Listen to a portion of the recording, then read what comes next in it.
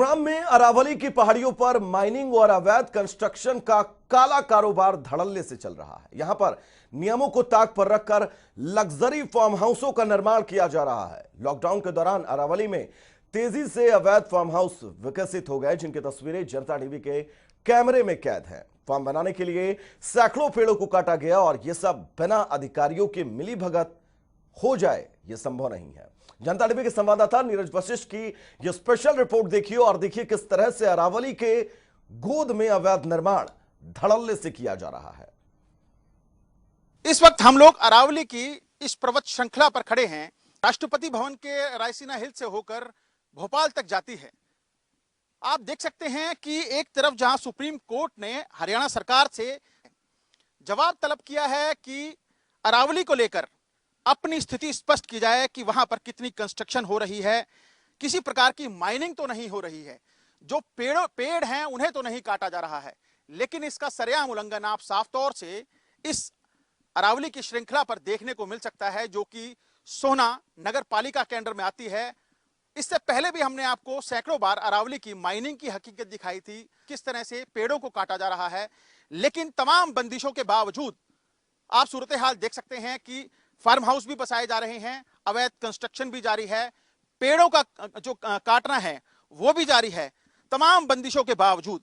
हालांकि जिला जो अधिकारी हैं, डिस्ट्रिक्ट एडमिनिस्ट्रेशन के जो अधिकारी हैं, उनका कहना है कि ऐसी किसी भी तरह की कंस्ट्रक्शन अरावली के क्षेत्र में देखने को नहीं मिल रही है।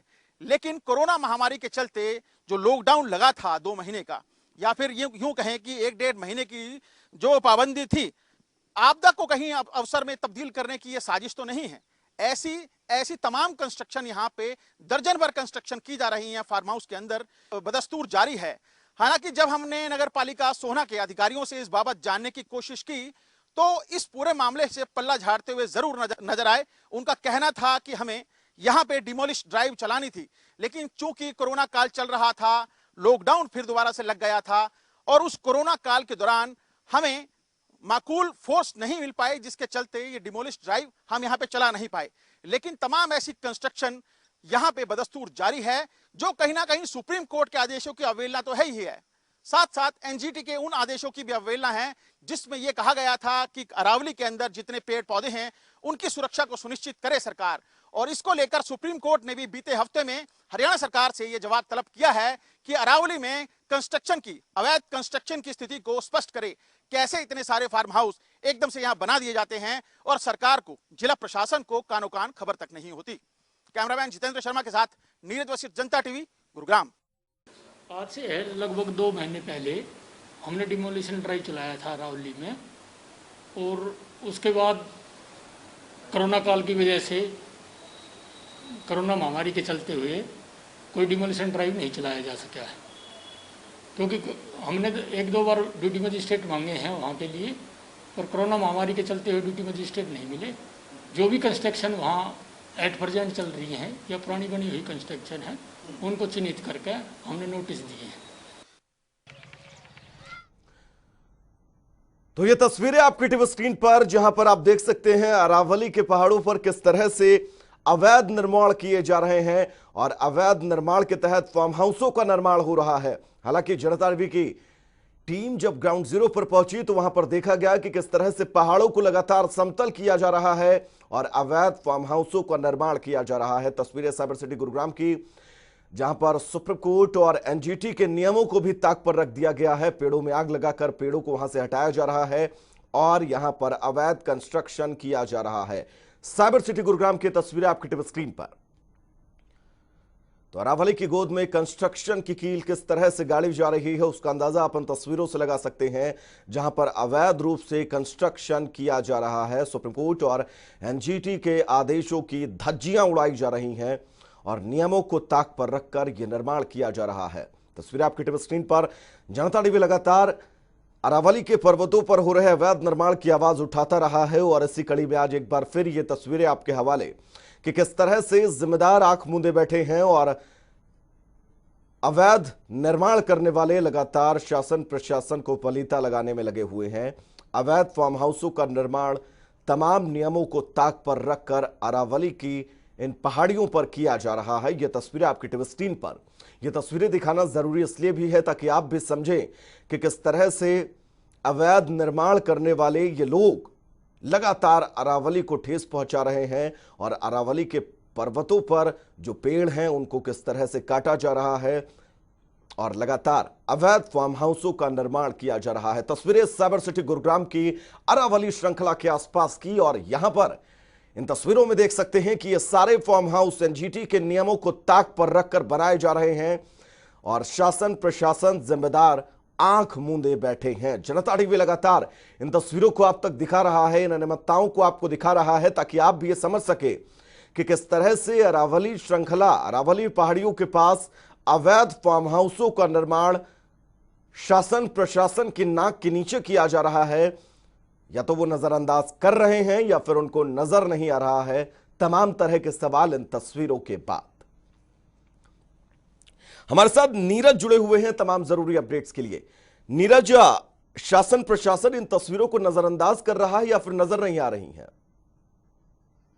बिल्कुल, देखिए वैभव, अपने आप में बड़ा सवाल जरूर है। जहां एक तरफ सुप्रीम कोर्ट हरियाणा सरकार की जिम्मेदारी अरावली को लेकर, कंस्ट्रक्शन को लेकर, फरीदाबाद में 5 स्ट्रक्चर को हटाने को लेकर आदेश जारी करता है, तो वहीं सोहना से लगती इस नगर पालिका क्षेत्र जो है, जो रायसीना हिल्स के तौर पर जाना जाता है, यहाँ पे ये काला कारोबार जारी है। तकरीबन 1.5 से 2 दर्जन ऐसे फार्म हाउस हैं जो कि नए तौर पर विकसित किए जा रहे हैं। हालांकि जो नगर पालिका के अधिकारी हैं उनका साफ तौर से कहना था कि जो लॉकडाउन का पीरियड गया है बीते कुछ दिनों के दौरान, इस दौरान यहाँ पे कंस्ट्रक्शन ज्यादा देखने को मिल रही है, क्योंकि लॉकडाउन का वक्त था तो ऐसे में माकूल फोर्स उनको नहीं मिल पाई, जिसके कारण डिमोलिश जो ड्राइव थी वो चलाना मुश्किल हो रहा है। वैभव, हमारे साथ पर्यावरणविद सुनील हरसाना जी हैं, इनसे जानेंगे क्योंकि ये काफी लंबे समय से अरावली जैसे मुद्दों पर न केवल एनजीटी में याचिका दायर करते आ रहे हैं, बल्कि हरियाणा सरकार की कार्यशैली को कटघरे में खड़े करते आ रहे हैं। सुनील जी, स्वागत है जनता टीवी के इस मंच पर। क्या कहेंगे कि अरावली में जिस तरह से कंस्ट्रक्शन लगातार जारी है, इसको लेकर आप लगातार चाहे सरकार से जवाब तलब की बात कहें या फिर एनजीटी के अंदर याचिका दायर करने की बात करें, कैसे देखते हैं इस कंस्ट्रक्शन को और कितनी जरूरी है अरावली हमारी जो जीवन शैली के लिए? देखिए सर, अगर जरूरी की बात करें तो एनसीआर की जो लाइफलाइन अगर किसी को माने जाए तो वो अरावली को ही माना जा सकता है, क्योंकि आपका दिल्ली शहर जो है इतना ओवर कंस्ट्रक्ट आप कर चुके हो डेवलपमेंट के नाम पे। गुड़गांव जो है वो ओवर डेवलप हो चुका है, फरीदाबाद में कोई हालत नहीं है। अगर इन शहरों की जो मेन चीज है हवा और पानी, तो वो अगर कोई सोर्स बचा हुआ है तो वो ग्रीन लंग्स कहा जाने वाला ये अरावली वाला क्षेत्र ही है। लेकिन सबसे बड़ी प्रॉब्लम हमारे साथ ये हो रही है कि हमारे यहाँ की जनता भी जागरूक नहीं है, और सबसे बड़े जो जनता के जो हितैषी जो होते हैं, जो नेता अधिकारी जो सिस्टम को चलाने वाले हैं, एक तरह से वही सब लोग जो है डायरेक्ट या इनडायरेक्ट इन सब चीजों में इन्वॉल्व कहीं ना कहीं होता है। तो कई बार अगर कोई है नहीं इन्वॉल्व तो वो किसी दूसरे अपने बिरादरी भाई का जो है एक क्या बोलते हैं रियायत वाली जो वो सिस्टम। लेकिन एनजीटी ने लगातार रोक लगाई है ऐसे मामलों पर, तो कैसे देखते हैं कि क्या सरकारों की रजामंदी रहती है, पॉलिटिकल प्रेशर रहता है, या फिर कोई हाई प्रोफाइल लोग हैं ये लोग जिन्हें की रोक पाना जिला प्रशासन के लिए नाकाम साबित हो रहा है? बेसिकली एनजीटी से जो ऑर्डर मिल रहे हैं या सुप्रीम कोर्ट से जो ऑर्डर मिल रहे हैं वो इनफ नहीं है जब तक कि सरकार और प्रशासन जो है वो अपना जवाबदेही को खुद नहीं समझेगा। सुप्रीम कोर्ट ने 2003 से अगर हम देखें तो अरावली को लेकर के कई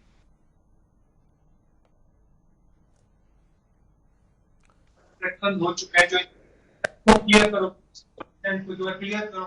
लेकिन हर बार कुछ ना कुछ गोलमाल करके लटकाए जा रहे हैं। 17-18 साल हो गए हैं अरावली के प्रोटेक्शन के लिए, इंक्रोचमेंट हटाने के लिए बोलते हुए। एनजीटी से भी कई बार 2018 में इन्होंने बोला था कि जो फॉरेस्ट एरिया में जितने भी फार्म हाउस लीगल स्ट्रक्चर बने हैं सबको तोड़ के हटाया जाए, वहाँ पे फॉरेस्ट एरिया जो है उनको रिस्टोर किया जाए। तो सुप्रीम कोर्ट ने कई बार वैभव आदेश जरूर दिया है, एनजीटी ने आदेश जरूर दिया है, लेकिन बावजूद इसके लगातार माइनिंग का काला कारोबार जारी है, लगातार पेड़ों की कटाई जारी है। एनजीटी ने बार बार सरकार की जिम्मेदारी तय की है, जिम्मेदारी के साथ ये जवाबदेही तय की है कि आप सुनिश्चित करें कि वहां पे जो पेड़ लगे हुए हैं उनकी सुरक्षा को सुनिश्चित किया जाए। लेकिन हाई प्रोफाइल लोग रहते हैं, 50 लाख रुपए से प्रति एकड़ से लेकर 1.5 लाख रुपए प्रति एकड़ तक यहाँ पे इस जमीन का रेट है 1.5 करोड़ तक। तो कहीं ना कहीं अपने आप में बड़ा सवाल जरूर है कि तमाम बंदिशों के बावजूद लगातार कंस्ट्रक्शन जारी है, जो कि जिला प्रशासन के अधिकारियों के साथ साथ सुप्रीम कोर्ट और एनजीटी के आदेशों को मुंह चिढ़ाती देखी जा सकती है। नीरज, ये जो तस्वीरें, ये जो हालात एक बार के नहीं है, पिछले कई सालों से लगातार जनता टीवी इन तस्वीरों को दिखा रहा है पूरी जिम्मेदारी के साथ, और उसके बावजूद भी हालात नहीं सुधर रहे हैं। यानी कि कुल मिलाकर कई और लोगों के हाथ इस पूरे प्रकरण में शामिल हो सकते हैं, जिनका साया इन तमाम लोगों पर है जो धड़ल्ले से निर्माण कर रहे हैं।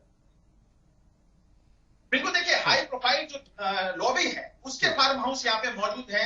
तमाम राजनीतिक दलों के नेताओं के ज्यादातर जो लोग पॉलिटिकल बेस्ड हैं, उनके यहाँ पे फार्म हाउस मौजूद है। तमाम रिटायर्ड जो अधिकारी हैं, बड़े ओहदों पर तैनात रहे हैं, चाहे हरियाणा, दिल्ली एनसीआर में रहे हो या फिर मिनिस्ट्री में रहे हो, ऐसे तमाम अधिकारियों के फार्म हाउस यहाँ पे मौजूद हैं। और ये इकलौता इलाका नहीं है। देखिए रायसीना हिल्स जो राष्ट्रपति भवन से शुरू होकर भोपाल तक जाती है, लेकिन आज इसका अस्तित्व लगातार धीरे धीरे खतरे में पड़ता जा रहा है। लगातार माइनिंग ने अरावली के अस्तित्व को खतरे में डाल दिया है, जिसकी चिंता को देखते हुए सुप्रीम कोर्ट ने आदेश जारी किए थे और हरियाणा सरकार से अपनी जिम्मेदारी को बताने के लिए कहा था, जिम्मेदारी तय करने के लिए कहा था। लेकिन लगातार होती कंस्ट्रक्शन कहीं ना कहीं सुप्रीम आदेशों की अवहेलना जरूर कर रही है, और इसमें आधिकारिक लापरवाही की बू जरूर आ रही है वैभव, क्योंकि बिना आधिकारिक गठजोड़ के इस तरह की कंस्ट्रक्शन इतने बड़े तौर पर कंस्ट्रक्शन बहुत मुश्किल है नीरज, वाकई बहुत मुश्किल नीरज है। नीरज, आने वाले 10 साल तक अगर ऐसी निमित्ताओं की तस्वीरें रहीं, इसी तरह से नजरअंदाज किया जाता रहा इन तस्वीरों को, तो अरावली की स्थितियां क्या कुछ होंगी, अरावली की तस्वीरें क्या कुछ होंगी, क्या अरावली विलुप्त हो जाएगी? देखिए 2.5 अरब वर्ष पुरानी सभ्यता है अरावली। दुनिया की सबसे पुरानी पर्वत श्रृंखलाओं के अंदर इसका नाम शुमार है। लेकिन जिस देखरेख के साथ सुप्रीम कोर्ट ने 1990 में इस पर किसी भी तरह की माइनिंग को लेकर बैन किया था, किसी भी तरह की पेड़ों की कटाई को लेकर बैन किया था, उस वैसी स्थिति जो है इन 20-25 सालों में कहीं देखने को नहीं मिली, जिसके चलते कम से कम 500 से 700 या 1000 के करीब यहाँ पे सिर्फ सोना से गुरुग्राम बादशाहपुर से लेकर जो सोना की पर्वत श्रृंखला है, यहाँ पे इस कंस्ट्रक्शन को किया जा रहा है। लगातार नए फार्म हाउस विकसित किए जा रहे हैं। काले कारोबारी या फिर यूं कहें भूमाफिया लगातार माइनिंग करके इस तरह के फार्म हाउस बना रहे हैं। नीरज, इस बार अवैध निर्माण में एक शब्द और सामने आ रहा है, लॉकडाउन के चलते अवैध निर्माण को और ज्यादा बढ़ावा मिला है। जी बिल्कुल, देखिए गुना के जो नगर पालिका के अधिकारी हैं, उनका साफ तौर से कहना था कि लॉकडाउन की व्यवस्था क्योंकि लागू थी, इसके चलते लगातार कंस्ट्रक्शन यहाँ पे बढ़ी है। लेकिन अब इस खबर दिखाए जाने के बाद क्या कुछ रुक रहता है प्रदेश सरकार का, माइनिंग अधिकारियों का, माइनिंग मिनिस्टर का, या फिर सोहना के जो नगर पालिका के अधिकारी हैं इनका, गुरुग्राम जिला उपायुक्त का, यह जरूर देखने वाली बात होगी। नीरज, आपने अवैध माइनिंग को लेकर इन तस्वीरों के बाद किसी जिम्मेदार अधिकारी, किसी जिम्मेदार कर्मचारी से बात की? बिल्कुल, देखिए वहां तक पहुंचना जहां की हम ये तस्वीरें दिखा रहे हैं वैभव, सिर्फ 2 या 4 अधिकारियों की बात नहीं है। पूरी जो है पुलिस फोर्स के साथ यहाँ पे जाना पड़ता है डिमोलिश ट्रायल के लिए। आप अंदाजा लगा सकते हैं कि कितने खतरनाक ये भूमाफिया हैं, जिनको की किसी अधिकारी का डर नहीं है, कानून के डंडे का डर नहीं है, सुप्रीम कोर्ट के आदेशों की अवहेलना करते आ रहे हैं, एनजीटी के आदेशों का मखौल उड़ाते आ रहे हैं। तो अपने आप में बड़ी जिम्मेदारी तय करने की जरूरत है, क्योंकि सुप्रीम कोर्ट ने बीते हफ्ते ही हरियाणा सरकार से अरावली को लेकर स्थिति स्पष्ट करने के लिए कहा है।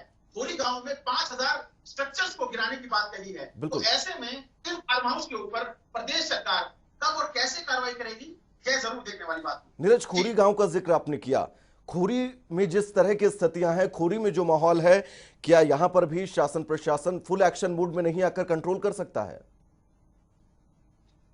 बिल्कुल, देखिए कहीं ना कहीं 2018 के अंदर जिला प्रशासन ने, गुरुग्राम डिस्ट्रिक्ट एडमिनिस्ट्रेशन ने 500 ऐसे फार्म हाउस को चिन्हित कर इन्हें तोड़ने के आदेश दिए थे। लेकिन कहीं ना कहीं जी, चलिए, हमारे सहयोगी नीरज से हमारा संपर्क नहीं हो पा रहा, हम लगातार कोशिश कर रहे हैं, लेकिन ये तस्वीरें, नीरज हमारी आवाज आप तक आ रही है? जी नीरज, बात पूरी करेगा अपनी, फिर अगला सवाल। जी बिल्कुल, देखिए 1990 के अंदर सुप्रीम कोर्ट ने इस पूरे के पूरे अरावली आगामी क्षेत्र के ऊपर बैन लगाया था, लेकिन जिस तरह से लगातार कंस्ट्रक्शन जारी है, जिस तरह से डिमोलिश के बावजूद यहाँ पे ये अवैध तौर पर फार्म हाउस बनाए जा रहे हैं, इसको लेकर 2018 के अंदर गुरुग्राम डिस्ट्रिक्ट एडमिनिस्ट्रेशन ने 500 ऐसे फार्म हाउस को चिन्हित कर इन्हें नोटिस जारी किया था और इन्हें या तो खुद तोड़ने के लिए आदेश दिए थे या फिर जो है डिस्ट्रिक्ट एडमिनिस्ट्रेशन की तरफ से यानी सोना नगर पालिका को आदेश जारी किए थे कि ऐसे तमाम फार्म हाउस को जिनको की नोटिस जारी किया है इन्हें तोड़ा जाए, डिमोलिश किया जाए। लेकिन कहीं ना कहीं फार्म हाउस संचालक जो कि पॉलिटिकल बेस्ड हैं या फिर भूमाफिया हैं, ये लोग कोर्ट में इस मामले को लेकर गए, मामला कोर्ट में लंबित है, लेकिन 500 फार्म हाउस के ऊपर तलवार जरूर लटकी हुई है कि इन्हें कब और कैसे तोड़ा जाएगा। यह डिस्ट्रिक्ट एडमिनिस्ट्रेशन को तय करने वाली बात जरूर दिखाई दे रही है, क्योंकि लगातार अरावली के अस्तित्व को छेड़छाड़ कर इसे नेस्तो नाबूद करने की कोशिशें लगातार की जा रही हैं। नीरज, जिक्र सुप्रीम कोर्ट का आपने किया, बात एनजीटी की करते हैं। एनजीटी के नियम अरावली को लेकर क्या कुछ कहते हैं? देखिए, एनजीटी जो है वो पर्यावरण को लेकर कहीं ना कहीं गंभीर है। एनजीटी बार बार ये डिसीजन दिए हैं कि कहीं ना कहीं जो पर्यावरण है, जो जंगल एरिया है, इसको सुरक्षित किया जाए, बचाया जाए। बार बार सरकारों की जवाबदेही तय की है, लेकिन बावजूद इसके एनजीटी के आदेशों का असर देखने को नहीं मिल रहा है। क्या कारण समझते हैं आप? इसका सबसे बड़ा कारण ये है कि अरावली जो है ना, इसमें बहुत बड़ा एक गेम चलता रहता है।